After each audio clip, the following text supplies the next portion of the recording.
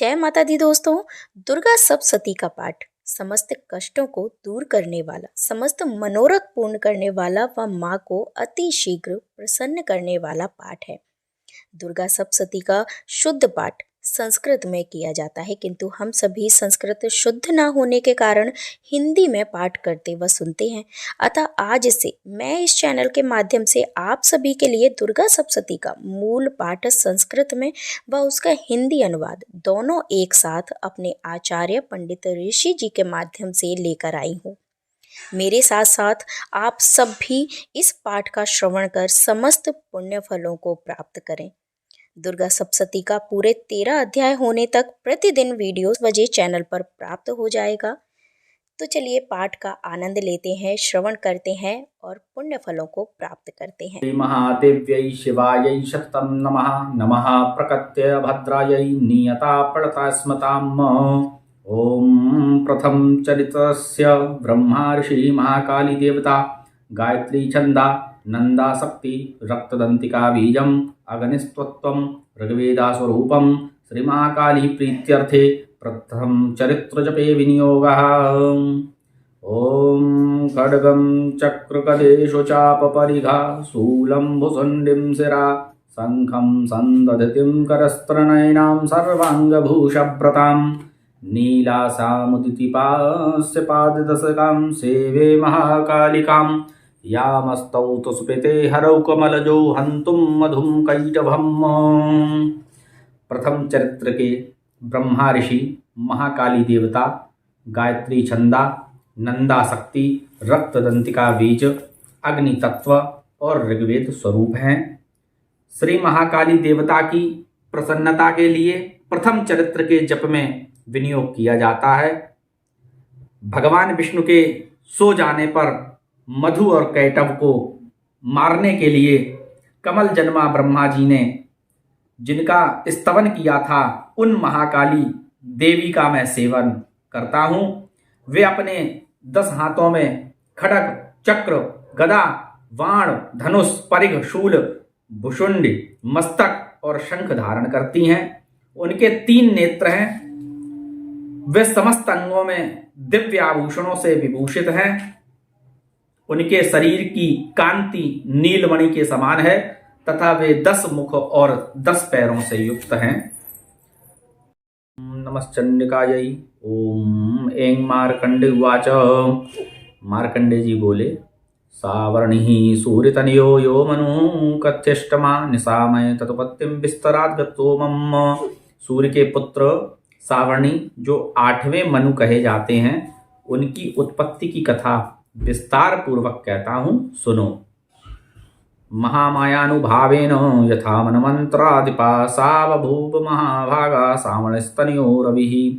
सूर्य कुमार महाभाग सावर्णी भगवती महामाया के अनुग्रह से जिस प्रकार मनमंत्र के स्वामी हुए, वही प्रसंग सुनाता हूँ। स्वारुचिसंतरे पूर्वं चैत्रवंश समुद्भवा सुरथो नाम राजा भूत समस्ते क्षितमंडले। पूर्व काल की बात है। स्वरोचित मनवंतर में सुरथ नाम के एक राजा थे जो चैत्र वंश में उत्पन्न हुए थे। उनका समस्त भूमंडल पर अधिकार था। तस्य पालिता सम्यक पूजा पुत्रा निभौरसान बभू शत्रुभो भूपा कोला विध्वंसिनिस्तथा। वे प्रजा का अपने और औरस पुत्रों की भांति धर्मपूर्वक पालन करते थे। तो भी उस समय कोला विध्वंसी नाम के क्षत्रिय उनके शत्रु हो गए। तस्य तैरववद युद्धमत्त प्रबल दंडिना न्यूनेरपिशत्योरुद्धे कोला विध्वंस विरजता। राजा सुरथ की दंड नीति बड़ी प्रबल थी।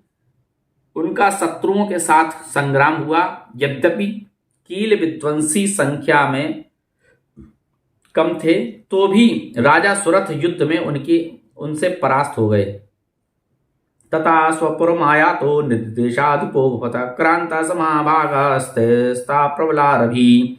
तब वे युद्ध भूमि से अपने नगर को लौट आए और केवल अपने देश के राजा होकर रहने लगे।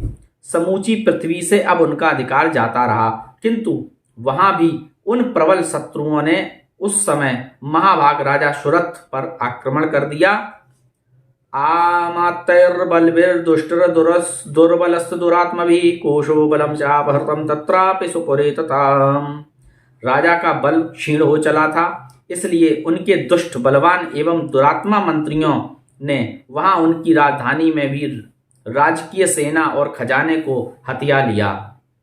ततो मृगया व्याजेन हत्सामा स भूपति एकाकी हमारूह्य जगाम गहनम वनम। सुरथ का प्रभुत्व नष्ट हो चुका था, इसलिए वे शिकार खेलने के बहाने घोड़े पर सवार हो वहां से अकेले ही एक घने जंगल में चले गए। स तत्रा समद्राक्षीद दुजवर्यस्य मेधशा प्रशांत सुपदाकीर्णम मुनिचक्षोपशोभितम। वहां उन्होंने विप्रवर मेधा मुनि का आश्रम देखा और कितने ही हिंसक जीव अपनी स्वाभाविक हिंसा वृत्ति छोड़कर परम शांत भाव से रहते थे। मुनि के बहुत से शिष्य उस वन की शोभा बढ़ा रहे थे। तस्थौ कंचित कालम चा मुनिना तेन सत्कृतः इत्येच विचरन् तस्मै मुनिवराश्रमे। वहां जाने पर मुनि ने उनका सत्कार किया और वे उन मुनि श्रेष्ठ के आश्रम पर इधर उधर विचरते हुए कुछ काल तक रहे। इतश्चेतस्य विचरन् तस्मै मुनिवराश्रमे सोचिन्तया तत्र ममत्वाकृचेतना मत्पूर्वै पालितं पूरं मयाहीनं पुरं हि तत्त। फिर ममता से आकृष्ट चित्त होकर वहां इस प्रकार चिंता करने लगे, पूर्व काल में मेरे पूर्वजों ने जिसका पालन किया था वही नगर आज मुझसे रहित है। पता नहीं मेरे दुराचारी भृत्यगण उसकी धर्म पूर्वक रक्षा करते हैं या नहीं। जो सदा मद की वर्षा करने वाला और शूरवीर था, वह मेरा प्रधान हाथों पर शत्रुओं के अधीन होकर न जाने किन भोगों को भोगता होगा। जो लोग मेरी कृपा, धन और भोजन पाने से सदा मेरे पीछे पीछे चलते थे, वे निश्चय ही अब दूसरे राजाओं का अनुसरण करते होंगे। उन अपव्ययी लोगों के द्वारा सदा खर्च होते रहने के कारण अत्यंत कष्ट से जमा किया हुआ मेरा वह खजाना खाली हो जाएगा। ये तथा और भी कई बातें राजा सुरथ निरंतर सोचते रहते थे। एक दिन उन्होंने वहां विप्रवर मेधा के आश्रम के निकट एक वैश्य को देखा और उससे पूछा, भाई तुम कौन हो? यहाँ तुम्हारे आने का क्या कारण है? तुम शोकग्रस्त और अनमने से दिखाई देते हो। राजा सुरथ का ये प्रेम पूर्वक कहा हुआ वचन सुनकर वैश्य ने विनीत भाव से उन्हें प्रणाम करके कहा। वैश्योवाच समाधरनाम वैश्योहमत्पन्नो धननाम कुले पुत्रदारैर्निरतस्य धनलोभाद साधुभिः विहीनश्च धनर्दारै पुत्रादाय में धनम।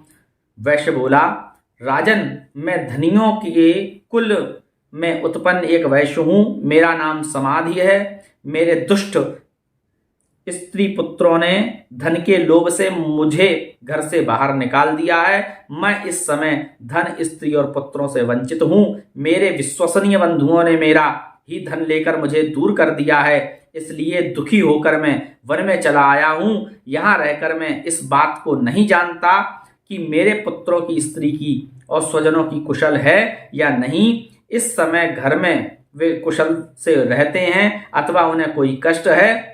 वे मेरे पुत्र कैसे हैं? क्या वे सदाचारी हैं अथवा दुराचारी हो गए हैं? राजोवाच ऐन रस्तो भनान लुब्धै पुत्रदाराधिवर्धनै। राजा ने पूछा,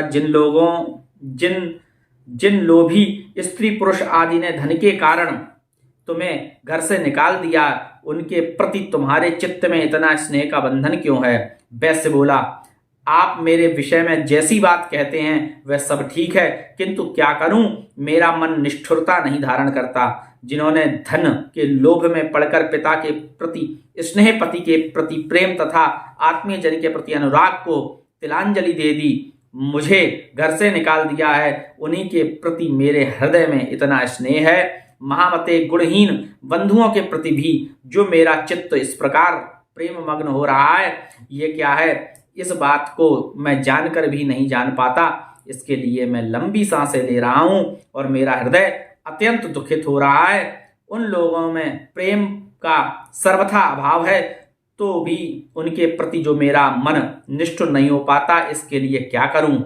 मार्कंड उवाच ततस्तौ सहितो विप्र तम मुनि संपस्थितौ समाधरणां व्यसोऽसु च पार्थिव सत्तमा कृत्वा तु तौ यथा न्याहं यथारं तेन संविदम् उपविष्टौ कथा काचिर्कतुर्वैषु पार्थिवौ।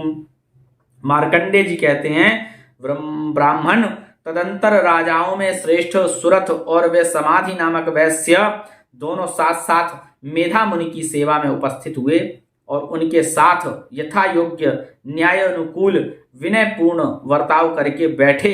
तत्पश्चात वैश्य और राजा ने कुछ वार्तालाप आरंभ किया। राजोवाच भगवनस्त्वामहं पृष्ठमिच्छामेकं वदस्व तत् दुःखाय मे मनसा स्वचित्ताय तां विना मम त्वं गतराजस्य राजङ्गे सुखिलेष्वपि जानतोऽपि तागसग्मे तन्मुनिसत्तमः अयं च निर्गता पुत्र दारिर्वृत्तेस्तथोज्जिताः स्वजनेन च सन्तस्तेषु हार्दिक तथाप्यति एवमेष तां च द्वापं तत् दुःखितौ। राजा ने कहा, भगवान मैं आपसे एक बात पूछना चाहता हूं, उसे बताइए। मेरा चित्त अपने अधीन न होने के कारण वह बात मेरे मन को बहुत दुखी देती है। जो राज्य मेरे हाथ से चला गया है उसमें और उसके संपूर्ण अंगों में मेरी ममता बनी हुई है। मुनि श्रेष्ठ, ये जानते हुए भी कि अब वह मेरा नहीं है, अज्ञानी की भांति मुझे उसके लिए दुख होता है। ये क्या है? इधर ये वैश्य भी घर से अपमानित होकर आया, उसके पुत्र स्त्री और भृत्यों ने इसे छोड़ दिया, स्वजनों ने भी इसका परित्याग कर दिया है, तो भी ये उनके प्रति अत्यंत हार्दिक स्नेह रखता है। इस प्रकार ये तथा मैं दोनों ही बहुत दुखी हैं। जिसमें प्रत्यक्ष दोष देखा गया है उस विषय के लिए भी हमारे मन में ममता जनित आकर्षण पैदा हो रहा है। महाभाग, तुम दोनों समझदार हैं, तो हम दोनों समझदार हैं, तो भी हम में जो मोह पैदा हुआ है ये क्या है? विवेक शून्य पुरुष की भांति मुझ में और इसमें भी ये मूढ़ता प्रत्यक्ष दिखाई देती है। ऋषि बोले, ज्ञानमस्ति समस्तस्य जंतुर्विषय गोचरे विषयस्य महाभाग याति चैवं पृथक् पृथक् दिवान्धा प्राणिना केचिद्रात्राबन्धास्तथा परे केचिद्दिवा तथा रात्रौ प्राणिस्तृलदृष्टया ज्ञानिनो मनुजा सत्यं तुन्तिके नहि केवलं यतो हि ज्ञानिना सर्वे पशुपक्षी मृगादया ज्ञानं च मनुष्याणाम् एतेषां मृगपक्षिणाम्। ऋषि बोले, महाभागा, विषय मार्ग का ज्ञान सब जीवों को है, इसी प्रकार विषय भी सबके लिए अलग अलग हैं। कुछ प्राणी दिन में नहीं देखते और दूसरे रात में नहीं देखते, तथा कुछ जीव ऐसे हैं जो दिन और रात्रि में भी बराबर भी देखते हैं। ये ठीक है कि मनुष्य समझदार होते हैं, किंतु केवल वे ही ऐसे नहीं होते। पशु पक्षी और मृग आदि सभी प्राणी समझदार होते हैं। मनुष्यों की समझ में भी वैसी ही होती है जैसी उन मृग और पक्षियों की होती है, तथा जैसी मनुष्यों की होती है वैसी ही उन मृग पक्षी आदि की होती है।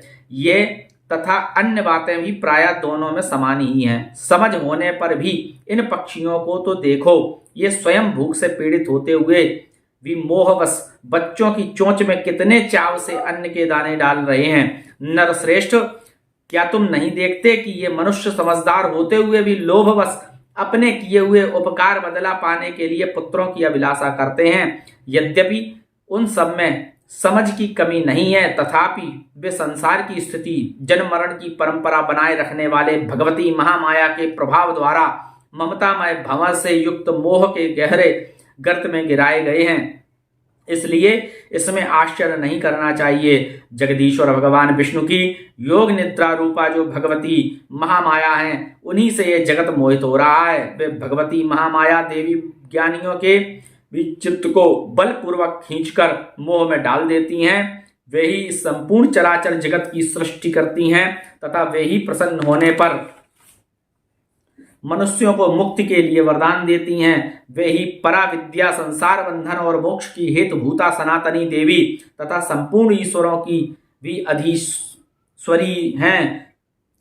राजोवाच भगवन् काहि सा देवी महामायति यां भवान् ब्रवीत गतोपन्ना सकर्मस्याच किं तुज यत्प्रभावच सा देवी यत्स्वरूपा यदुद्भवा तत्सर्वं श्रोतुमिच्छामि तत्तो ब्रह्मविदाम्बर।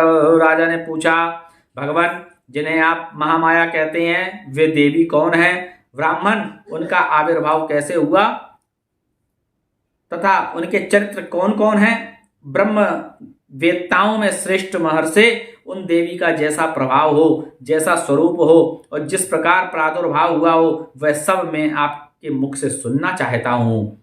ऋषि बोले, ऋषिर्वाच नित्यै विसा जगन्मूर्तिस्तया सर्वमिदं ततं तथापि तत्समुपत्तिर बहुधा श्रूयतां मम देवानां कार्यसिद्ध्यर्थं माविर्भवति सा यदा।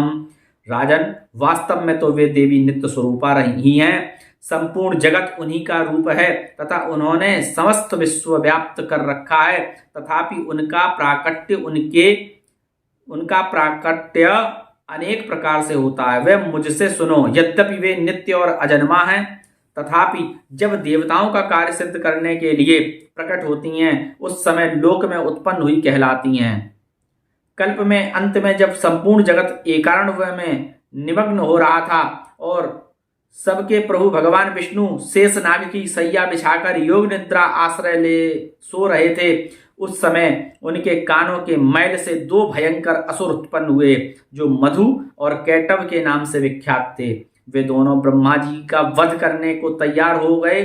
भगवान विष्णु के नाभि कमल में विराजमान प्रजापति ब्रह्मा जी ने जब उन दोनों भयानक असुरों को अपने पास आया और भगवान को सोया हुआ देखा, तब एकाग्रचित्त होकर उन्होंने भगवान विष्णु को जगाने के लिए उनके नेत्रों में निवास करने वाली योग निद्रा का स्तवन आरंभ किया, जो इस विश्व की अधीश्वरी, जगत को धारण करने वाली, संसार का पालन और संहार करने वाली तथा तेज स्वरूप भगवान विष्णु की अनुपम शक्ति हैं। उन्हीं भगवती निद्रा देवी की भगवान ब्रह्मा स्तुति करने लगे। ब्रह्मवाच त्वन्माया त्वं स्वधा त्वं स्वाहा त्वं स्वधा त्वं ही वसुटकारा सुरात्मिका सुधा त्वमक्षरे नित्ये त्रिधा मात्रात्मिका स्थिता अर्धमात्रा स्थिता नित्या यानुचार्या विशेषता त्वमेव संध्या सावित्री त्वं देवी जननी परा त्वयेतत्यार्थते विश्वं त्वयेतत्सृजते जगत् त्वयेतत्पालिते देवी त्वम् संते च सर्वदा विस्रष्टौ सृष्टरूपा तो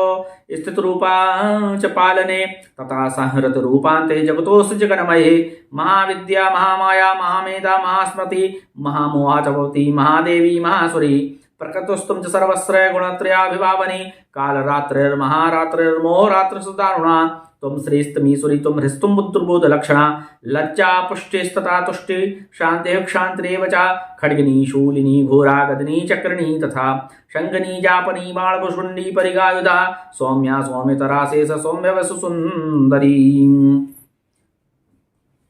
ब्रह्मा जी ने कहा, देवी तुम ही स्वाहा तुम ही स्वधा तुम ही वसुटकार हो, स्वर भी तुम्हारे ही स्वरूप हैं, तुम ही जीवनदायिनी स्वधा हो। नित्य अक्षर प्रणव में आकार उकार मकार इन तीन मात्राओं के रूप में तुम ही स्थित हो तथा इन तीन मात्राओं के अतिरिक्त जो बिंदु रूपा नित्य अर्धमात्रा है जिसका विशेष रूप से उच्चारण नहीं किया जा सकता वह भी तुम ही हो। देवी तुम ही संध्या सावित्री तथा परम जननी हो। देवी तुम ही इस विश्व ब्रह्मांड को धारण करती हो, तुमसे ही इस जगत की सृष्टि होती है, तुम ही से इसका पालन होता है और सदा तुम ही कल्प के अंत में सबको अपना ग्रास बना लेती हो। जगन्मयी देवी, इस जगत की उत्पत्ति के समय तुम सृष्टि हो, पालन काल में स्थित रूपा हो तथा कल्पांत के समय संहार रूप धारण करने वाली हो। तुम ही महाविद्या महामाया महामेधा महास्मृति महामोहा रूपा महादेवी और महास्वरी हो। तुम ही तीनों गुणों को उत्पन्न करने वाली सबकी प्रकृति हो। भयंकर काल रात्रि महारात्रि और मोहरात्रि भी तुम ही हो। तुम ही श्री तुम ही ईश्वरी तुम ही और तुम ही बोध स्वरूपा बुद्धि हो। लज्जा पुष्टि तुष्टि शांति और क्षमा भी तुम ही हो। तुम खड़ग धारणी शूल धारणी घोर रूपा तथा गदा चक्र शंख और धनुष धारण करने वाली हो। बाण भुसुंडी और परिघ ये भी तुम्हारे अस्त्र हैं। तुम सौम्य और सौम्यतर हो। इतना ही नहीं, जितने भी सौम्य और सुंदर पदार्थ हैं उन सब की अपेक्षा तुम अत्यधिक सुंदरी हो। पर और अपर सबसे परे रहने वाली परमेश्वरी तुम ही हो। सर्वस्वरूपे देवी, कहीं भी सत असत रूप जो कुछ वस्तुएं हैं और उन सब की जो शक्ति है वह तुम ही हो। ऐसी अवस्था में तुम्हारी स्तुति क्या हो सकती है। जो इस जगत की सृष्टि, पालन और संहार करते हैं, उन भगवान को भी जब तुमने निद्रा के अधीन कर दिया है, तब तुम्हारी स्तुति करने में यहाँ कौन समर्थ हो सकता है। मुझको, भगवान शंकर को तथा भगवान विष्णु को भी तुमने ही शरीर धारण कराया है, अतः तुम्हारी स्तुति करने की शक्ति किसमें है। देवी, तुम तो अपने उन उदार प्रभावों से ही प्रशंसित हो। ये जो दोनों दुर्धर्ष असुर मधु और कैटभ हैं, इनको मोह में डाल दो और जगदीश्वर भगवान विष्णु को शीघ्र ही जगा दो। साथ ही इनके भीतर इन दोनों महान असुरों को मार डालने की बुद्धि उत्पन्न कर दो। ऋषिरुवाच एवं स्तुता तदा देवी तामसी तत्र वेदसा विष्णु प्रबोधनार्थाय नन्तुं मधुकैटभौ नेत्रसनास्का बाहुर्देवस्थोरसा निर्गम दर्शने तस्थो ब्रह्मणो व्यक्त जन्मनः। ऋषि कहते हैं, राजन, जब ब्रह्मा जी ने वहां मधु और कैटभ को मारने के उद्देश्य से भगवान विष्णु को जगाने के लिए तमोगुण की अधिष्ठात्री देवी योगनिद्रा की इस प्रकार स्तुति की, तब वे भगवान के नेत्र, मुख, नासिका, बाहु, हृदय और वक्ष स्थल से निकलकर अव्यक्त जन्मा ब्रह्मा जी की सृष्टि के समक्ष खड़ी हो गईं। योग निद्रा से मुक्त होने पर जगत के स्वामी भगवान जनार्दन उस एकारणव के जल में शेषनाग की सैया से जाग उठे। फिर उन्होंने उन दोनों असुरों को देखा। वे दुरात्मा मधु और कैटभ अत्यंत बलवान तथा पराक्रमी थे और क्रोध से लाल आंखें किए ब्रह्मा जी को खा जाने के लिए उद्योग कर रहे थे। तब भगवान श्री हरि ने उठकर उन दोनों के साथ 5000 वर्षों तक केवल बाहु युद्ध किया। वे दोनों भी अत्यंत बल के कारण उन्मत्त हो रहे थे। इधर महामाया ने भी उन्हें मोह में डाल रखा था, इसलिए वे भगवान विष्णु से कहने लगे, हम तुम्हारी वीरता से संतुष्ट हैं, तुम हम लोगों से कोई वर मांगो। भगवान उवाच भवेता मद्य में तुष्टौ मम मध्यावपे किमनेन मणिरात्र एतावद्दिव्रतं मम। भगवान बोले, यदि तुम दोनों मुझ पर प्रसन्न हो तो अब मेरे हाथ से मारे जाओ। बस इतना सा ही मैंने वर मांगा है, यहाँ दूसरे किसी वर से क्या लेना है। ऋषि कहते हैं, इस प्रकार धोखे में आ जाने पर जब उन्होंने संपूर्ण जगत में जल ही जल देखा, तब कमल नयन भगवान से कहा, जहां पृथ्वी जल में डूबी हुई ना हो, जहां सूखा स्थान हो, वहीं हमारा वध करो। ऋषि कहते हैं, तब तथास्तु कहकर शंख चक्र और गदा धारण करने वाले भगवान ने उन दोनों के मस्तक अपनी जांघ पर रखकर चक्र से काट डाले। इस प्रकार वे देवी महामाया ब्रह्मा जी की स्तुति करने पर स्वयं प्रकट हुई थीं। अब पुनः तुमसे उनके प्रभाव का वर्णन करता हूँ, सुनो। जय माता की।